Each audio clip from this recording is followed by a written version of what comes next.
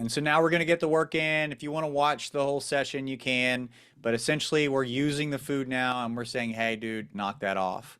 Of telling her Um, to leave it and leave. because it is somewhat superficial, because the dog is in control, we're looking to actually perform a bit of a bait and switch. So I want to prompt the behaviors to put the communication to say, hey, don't do that. Don't make that choice. Don't be a dick. And then I'm trying to get as many reps in as I can consecutively to make a good session, right? So these owners have been instructed to literally go to a dog park against the fence line and get these assertive FU furry middle finger postures going and saying, knock that off, get over here, hang out with us, do stuff with us, and you get paid.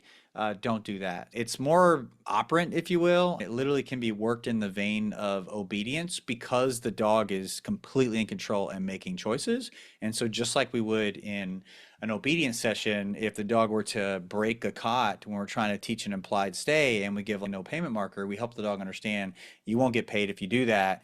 And they continue to make the right choices in order to get paid. So you would work this issue with the same emphasis and you would look to achieve the same reliability. You would look to proof this behavior, proof the generalize the leave it concept in a multitude of environments. You would start at the dog park where you can get a ton of reps in. It's nice at a dog park because the dogs change. And for this dog, as soon as the dog changes and they see it's another dog, this dog gets a kick out of asserting a dog to dog. So you would probably get more repetitions with new dogs cycling in. Also, you have, if you go peak time, you'll have dogs charging the fence line. You'll have dogs barking at the fence line at this particular dog. And so it gives you more opportunity to work it and say, even when the dog charges at you, even when the dog barks at you, don't do it.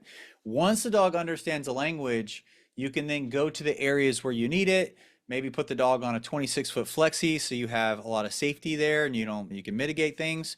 And then you would perform the reps where you need it. So the dog goes, oh, the game we were playing and what you didn't want, you also, it continues here. You don't want it here. So it's pretty simple.